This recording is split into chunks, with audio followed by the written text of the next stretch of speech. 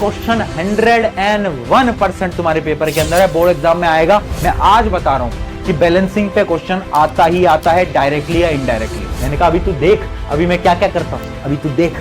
अब देख तू, अब देख तू, अब तू गया बेटा, अब तू गया देख। ठीक है, आ जाओ स्टार्ट करते हैं। देखो भाई, कुछ एग्जांपल के साथ स्टार्ट करते हैं ताकि आपको क्लियर हो पाए। मान लेते हैं कि इक्वेशन है ये Fe plus H2O Fe3O4 plus H2।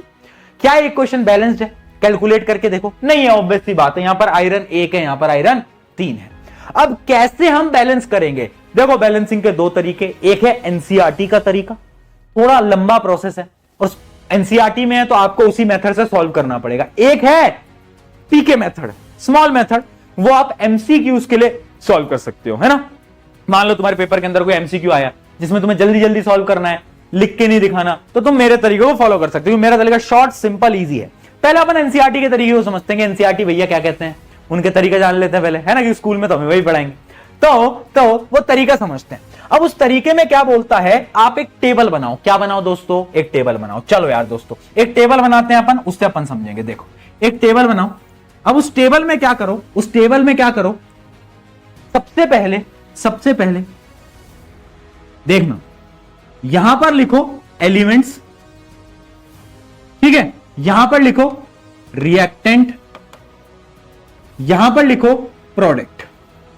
ठीक है दोस्त, एलिमेंट, रिएक्टेंट, प्रोडक्ट। अब समझ, अब मैं क्या करने जा रहा हूं। अब जो मैं करने जा रहा हूं ना, वो बहुत खतरनाक होगा। देख क्या है, अब तू देख, सबसे पहले एलिमेंट लिख, आयरन, हाइड्रोजन, ऑक्सीजन। लिख लो, आयरन, हाइड्रोजन, ऑक्सीजन। ठीक है, अब देखो रिएक्टेंट में कितने आयरन, हाइड्रोजन, ऑक्सीजन है? एक लिख लो यहां पर, 1।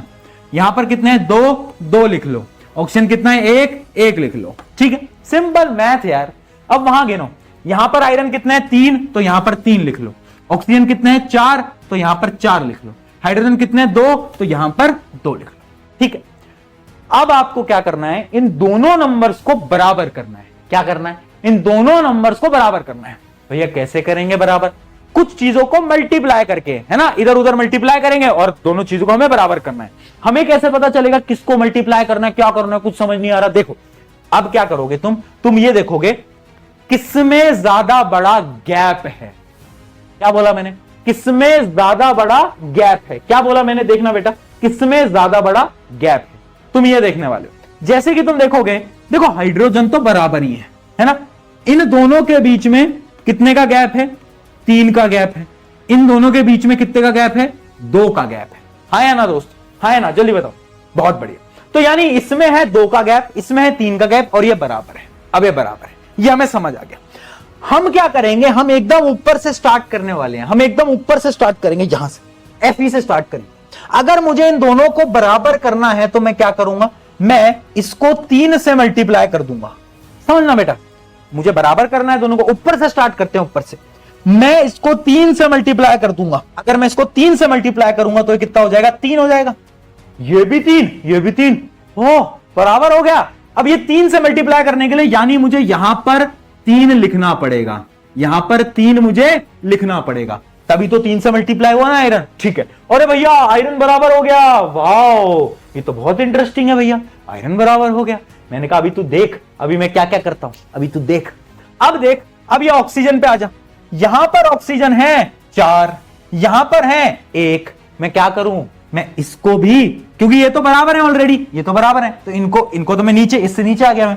अब इसको भी मैं क्या करूंगा, 4 से मल्टीप्लाई कर लूंगा, तो ये भी 4 आ गया, ये भी 4, ये भी 4, वाओ।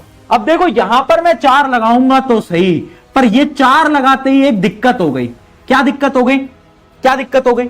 ऑक्सीजन तो 4 हो गए, पर देखो ये 4 जो है वो इस हाइड्रोजन से भी तो मल्टीप्लाई होगा। यहां पर कितने हाइड्रोजन है? 2, है ना, यानी यहां पर भी तो मल्टीप्लाई हो गया 4, यानी अब जो हाइड्रोजन है वो 8 हो गए। मैंने कहा यार ये क्या नाइंसाफी है। देखो तुम्हारे प्रशांत भैया नाइंसाफी बर्दाश्त नहीं करते। प्रशांत भैया ने देखा, अच्छा यहां पर हाइड्रोजन 8 हो गए हैं।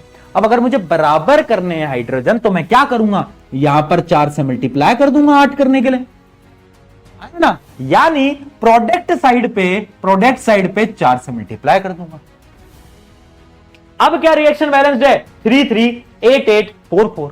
यस, तो फाइनल जो बैलेंस इक्वेशन है वो ये होगी 3Fe plus 4H2O Fe3O4 plus 4H2। क्या ये चीज समझ आई? क्या ये कॉन्सेप्ट समझ आया? जल्दी से चैट में अगर समझ आया तो पीके लिखो, नहीं समझ आया तो नो लिखो, नो NO।